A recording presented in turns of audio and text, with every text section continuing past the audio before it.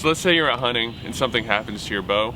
Let's say your center serving starts coming undone, or a screw on your cam comes loose. Maybe even your D-loop looks like it's about to break. What do? Well, you really have two options. You can bring your bow into an archery shop, have them fix it, but you lose a day of hunting. Or you can make a temporary fix in the field and then bring your bow into the shop later on. If you want to be able to make repairs while you're hunting, you'll need a bow repair kit. It's something that's really small, lightweight, it's easy to carry with you, and it has all the essentials that you'll need to make most of the common repairs that you'll face. So inside of my kit, start with the simple stuff. I have some Allen wrenches, or torque set. This is a PSC. They use Torx for the cam modules. Now, a full set of wrenches is kind of heavy, so what you can do instead is you can take out just the ones that you need and secure them with a rubber band so they don't rattle around in your backpack.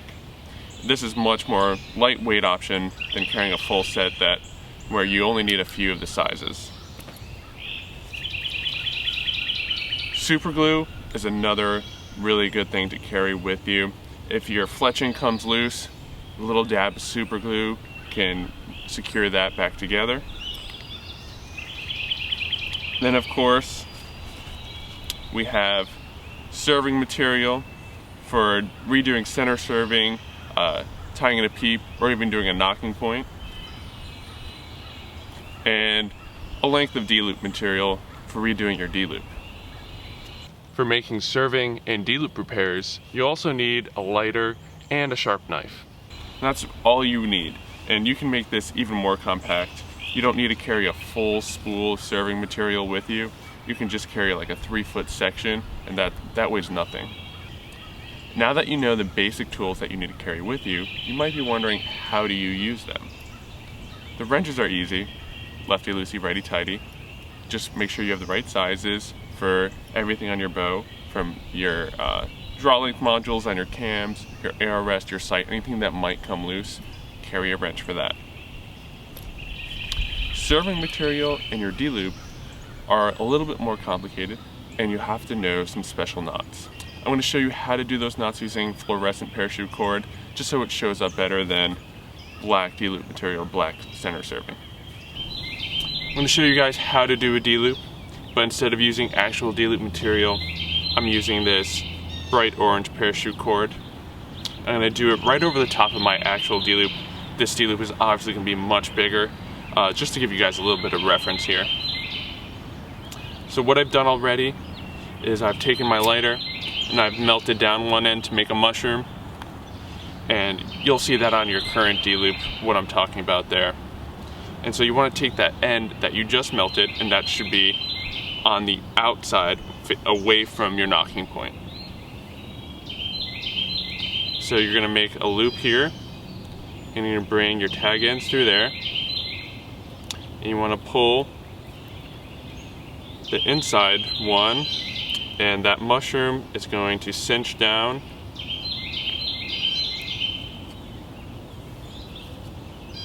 like this.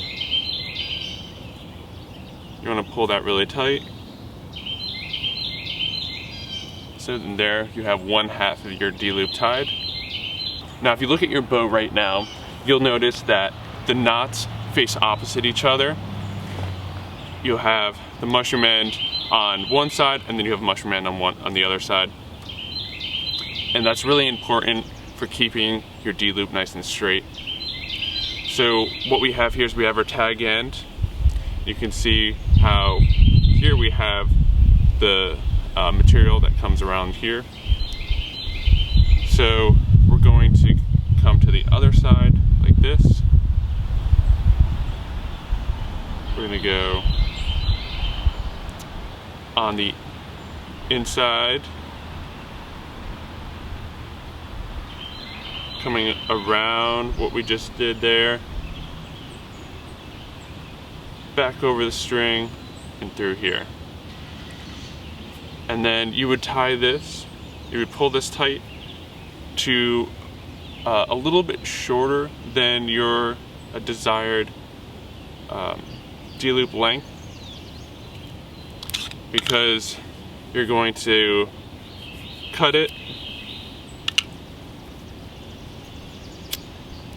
melt it, and then you're going to bring that mushroom down into the knot and pull that really tight. And then there you go, you have your D-loop. Obviously the best way to learn this is not through a video, it's through an in-person instruction, and I highly recommend that next time you're at the archery shop, have one of the bow technicians show you how to do a D-loop, and you can buy your D-loop material there for your repair kit, and they can cut it to the exact length that you'll need to replicate your D-loop.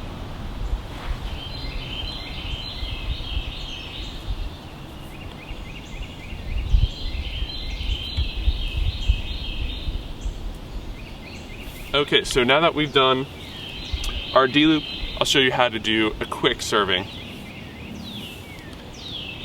So this is going to be our serving material.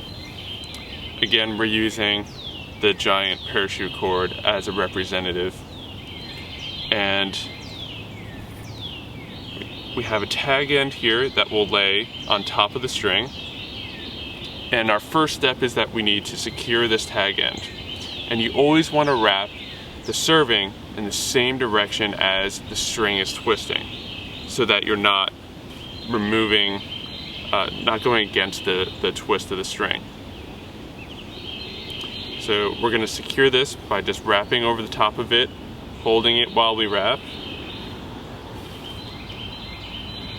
And after a few wraps, you'll have that tag end secured.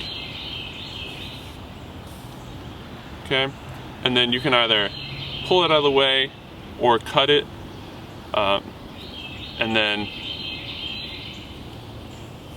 just keep, and then all you're doing is you're going to keep wrapping until you get to where you're pretty much where you want to finish the serving.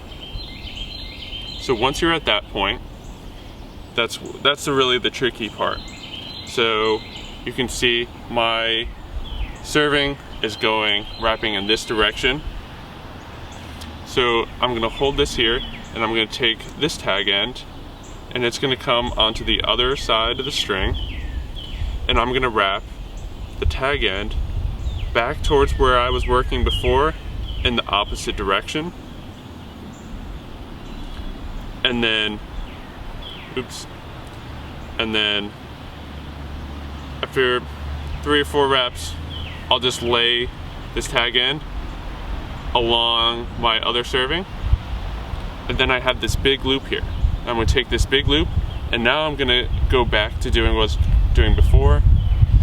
Keep pulling that serving toward me,